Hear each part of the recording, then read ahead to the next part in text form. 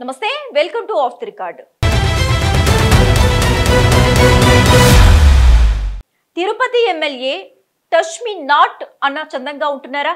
తన నియోజకవర్గ నేతలు కార్యకర్తలకు అందుబాటులో ఉండటం లేదా?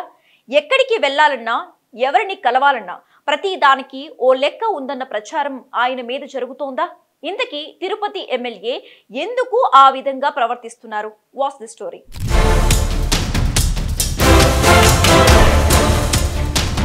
వరుస వివాదాలకు కేరాఫ్ అవుతున్నారు తిరుపతి ఎమ్మెల్యే. అందర్నీ సమన్వయపరుచుకుని ముందుకు నడవాల్సిన సమయంలో దూరంగా ఉంటున్నారట. 1-2 సార్లు వైఎస్ఆర్ కాంగ్రెస్ పార్టీ ఈ స్థానాన్ని దక్కించుకున్నప్పటికీ ప్రధానంగా తెలుగుదేశం పార్టీకి తిరుపతి నియోజకవర్గం పెట్టని కంచుకోటలా ఉంటుంది. ఈ నియోజకవర్గం ప్రాధాన్యత తెలిసింది కాబట్టే మెగాస్టార్ చిరంజీవి ఇంకా ఎందరో ప్రముఖులు సైతం ఇక్కడి నుండి పోటీ చేసి తిరుగులేని విజయాన్ని సాధించారు. అదేవిధంగా గతేడాది జరిగిన ఎన్నికల్లో కూటమి పొత్తుల్లో భాగంగా జనసేన పార్టీకి కేటాయించారు. ఆ ఎన్నికల్లో ఊహించిన విధంగా భారీ మెజార్టీతో ఆరణి శ్రీనివాసులు గెలిచారు. అయితే ఇంతటి భారీ విజయాన్ని సొంతం చేసుకున్న జనసేన పార్టీ తిరుపతి నియోజకవర్గంలో ఈనాటికి పార్టీ బలోపేతానికి ఏమాత్రం అడుగు ముందుకు వేయడం లేదట. సభ్యత నమోదు కాదు కదా, కనీసం ఓట్లు వేసి గెలిపించిన జనం దగ్గరకు ఎమ్మెల్యే వెళ్లడం లేదన్న టాక్ నడుస్తోంది.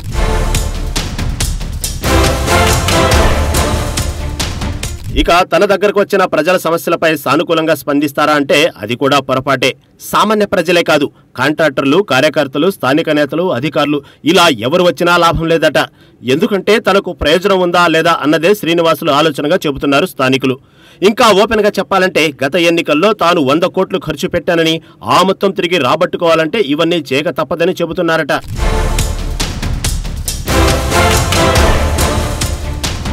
ఇక నియోజకవర్గంలో ఏ కార్యక్రమం జరిగినా వెళ్లరట. అక్కడికి వెళ్లాలంటే తనకు ఏదైనా ఉపయోగం ఉండాలని భావిస్తారు. చివరకు టీటీడీ నిర్వహించే ఆధ్యాత్మిక కార్యక్రమాలకు కూడా తిరుపతి ఎమ్మెల్యే హాజరు కావడానికి ఇష్టపడారన్న టాక్ వినిపిస్తుంది. జిల్లాలోని భారీ ప్రాజెక్టులు, రోడ్లు, కాంట్రాక్టు పనులు అన్ని తనకే దక్కాలని అధికారులకు ముందే చెప్పేశారట.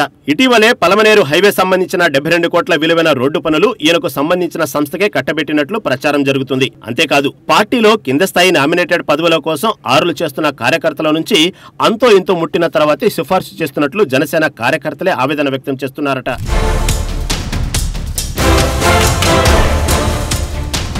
ఇప్పుడు ద్వితీయ స్థాయి నామినేటెడ్ పోస్టులన్నీ పార్టీలోకి కొత్తగా వచ్చిన కార్యకర్తలకి అప్పచెప్పారని సీనియర్ కార్యకర్తలు మండిపడుతున్నట్లు తెలుస్తుంది. లాఠీ దెబ్బలు తిని పోలీసు కేసులు పెట్టించుకుని కోర్టుల చుట్టూ తిరుగుతూ పార్టీ ఉనికిని నిలబెట్టిన నాయకులు, కార్యకర్తలకు నేడు మొండి చేయి మిగిలిందని ఆవేదన వ్యక్తం చేస్తున్నారట స్థానిక జనసేన నేతలు. పార్టీలో తొలి నుంచి కష్టపడిన నాయకులను, కార్యకర్తలను కనీసం ప్రాధాన్యత ఇవ్వకపోగా వారిపై అధిష్టానానికి తప్పుడు ఫిర్యాదులు చేస్తూ స్వయంగా ఎమ్మెల్యే వర్గమే ఇబ్బంది పెడుతుందన్న టాక్ కూడా వినిపిస్తోంది.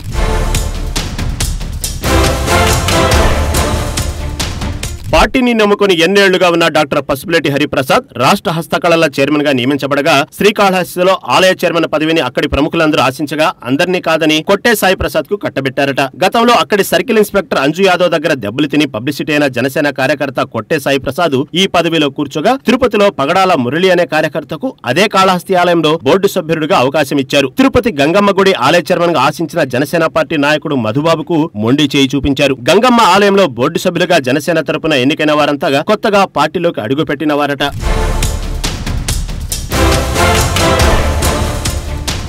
అంతేకాదు తిరుపతి పట్టణ జనసేన పార్టీ అధ్యక్షుడిగా ఉన్న రాజారెడ్డి తిరుపతి ఎమ్మెల్యేతోనే ఉంటున్నా ఆయనకు ఎలాంటి నామినేటెడ్ పదవి ఇవ్వకపోవడం పార్టీ వర్గాల్లో చర్చకు దారితీసింది. కష్ట పరిస్థితుల్లో పార్టీ కార్యక్రమాలు నిర్వహిస్తూ ఉనికిని చాటిన వర్గాన్ని కావాలనే పక్కన పెట్టడంలో ఎమ్మెల్యే పంచన చేరిన పట్టణ అధ్యక్షుడు పాత్ర కూడా ఉందని అనుమానాలు వ్యక్తమవుతున్నట్లు తెలుస్తోంది. అలాగే జనసేనకు పట్టుకొమ్మలాంటి వీర మహిళలు ఆకేపాటి సుభాష్ని ఆధ్వర్యంలో అధికారంలోకి రాకముందు పార్టీ ఉనికిని అన్ని విధాలుగా చాటారు. ఒక దశలో అప్పటి ముఖ్యమంత్రి వైఎస్ జగన్మోహన్ రెడ్డి తీరుని ఎండగడుతూ తిరుపతిలో చీరాసారే బొట్టుసారే అందించి జగన్ పై బహిరంగంగా విరుచుకుపడి విమర్శలు చేసి పోలీసు కేసులు పెట్టించుకున్నారు. అర్ధరాత్రి అరెస్ట్ అయ్యి జైల్లో ఉన్నారు. ఇలాంటి ఎన్నో కార్యక్రమాలను నిర్వహించిన జనసేన వీర మహిళలకు ఇప్పుడు ఎటువంటి నామినేటెడ్ పదవులు దక్కలేదట. దీంతో వారంతా ఇప్పుడు ఎమ్మెల్యే ఆరణి శ్రీనివాసుల తీరుపై తీవ్రమైన అసంతృప్తితో ఉన్నట్లు తెలుస్తోంది.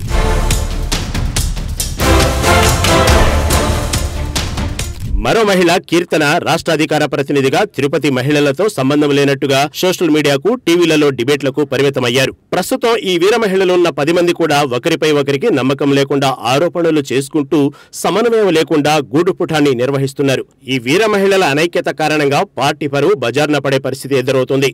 రాష్ట్ర వ్యాప్తంగా పార్టీ పరిస్థితిపై నివేదికలు తెప్పించుకుంటున్న జనసేన అధినేత పవన్ కళ్యాణ్ తరచూ తన ఎమ్మెల్యేల తీరుపై హెచ్చరికలు జారీ చేస్తూనే ఉన్నారు. తిరుపతి ఎమ్మెల్యే ఆర్ఎన్ శ్రీనివాసులు ధోరణిపై ఇప్పటికే 2 సార్లు పిలిపించుకొని మరీ క్లాస్ పీకారు. అయినా ఎటువంటి ప్రయోజనం కనిపించడం లేదన్న ప్రచారం జరుగుతుంది. భవిష్యత్తులో తిరుపతిలో జనసేన జెండా కనిపిస్తుందో లేదో అనే అనుమానం కూడా కలుగుతుందట.